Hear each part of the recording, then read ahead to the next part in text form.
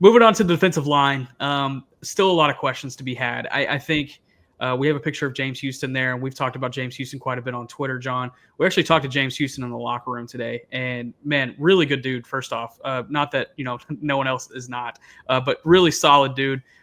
He understands the position he's in, and he's like, look, I understand the talent that is in this room, but this is also an audition for 31 other teams, and I'm going to do everything in my power to try to find a 53-man spot somewhere else if it doesn't work out here. So I think he kind of sees the writing on the wall as far as, it's going to be tough to crack the roster here.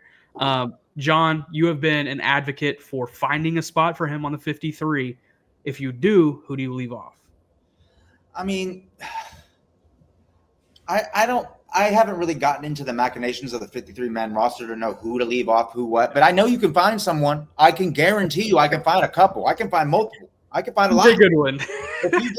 if you give me some time to look through the 53, I'll find you 5 or 6, 7 guys that should have made the roster over James Houston. That ability to rush the passer does not come along often. I will say this again. Every year he's been in the NFL, he's had an above a 10% pass rush win rate. Last year, the Cowboys had two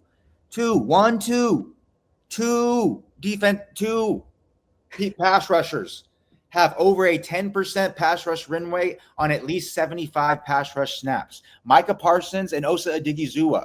So you're telling me that you're just going to let a guy who has had that kind of win rate just walk away when you have no other guarantees that people are going to have that. I know you have Ezra Rocco. I know you brought in Dante Fowler. I know you have Sam Williams, who was so disappointing his performance against the Ravens, in my opinion. I agree. So disappointing. But you cannot let that kind of pass rush ability just leave on the street, especially when the dude plays special teams. Yeah. I mean, Shadi gave him a shout out for his ability for what he did on special teams. You just cannot let that walk away. That kind of pass rush talent is so important, especially when injuries are going to pop up to that position. Sam Williams isn't a guy that's always healthy. Dante Fowler has gotten nicked up. Ezra Rocco's a rookie. He's a little bit smaller. He could pick up something. These are like, you have to find a way to get this guy on the roster. I'm with you. And he's showing up against the run too. He's playing consistently. He's playing well against the run. I know he's not playing against like top tier talent in the preseason in those situations, and it's probably not going to be as successful in a regular season situation he is now. But he's competent there, and he's competent enough that his pass rush abilities should allow him to make this team. Put somebody else on the waivers. You cannot cut this guy. I'm going to be so frustrated if you cut someone with this kind of pass rush talent. I think the decision you would have to make is him or Peyton Turner. Yeah, Houston. I know that Peyton Turner, they want to say they can play him inside. The snaps when he plays inside are not good.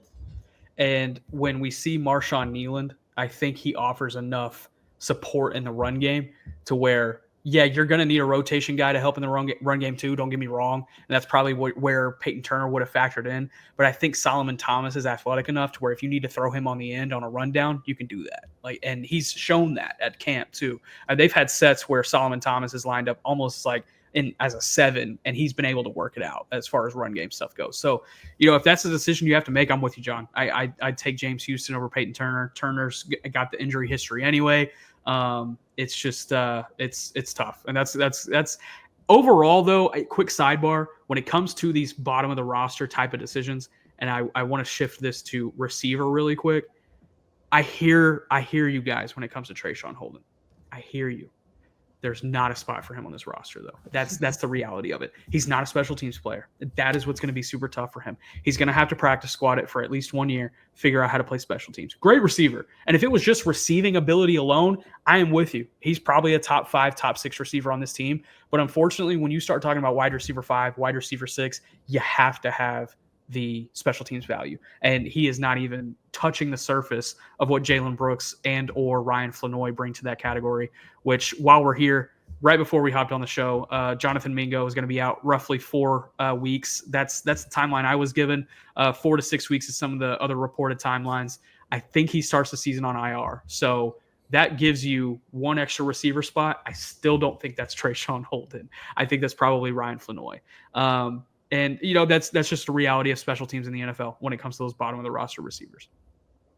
Yeah, I totally agree with what you're saying. Sorry, TJ. The inability to play special teams is a really if you're a down on the roster guy, you have to find a way to make an impact on special teams if you want to make a roster, especially for a team like the Cowboys that really, really, really value special teams contributors. I mean, we've seen that with CJ Goodwin making the roster despite never doing anything else for 6 years. So you got to play special teams, my man. And if you're not, you're going to be on the practice squad, which I don't think is the worst thing for him. I think he's someone you can get onto the practice squad.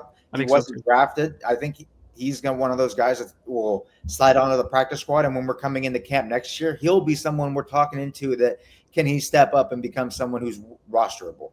Yeah, I agree with you.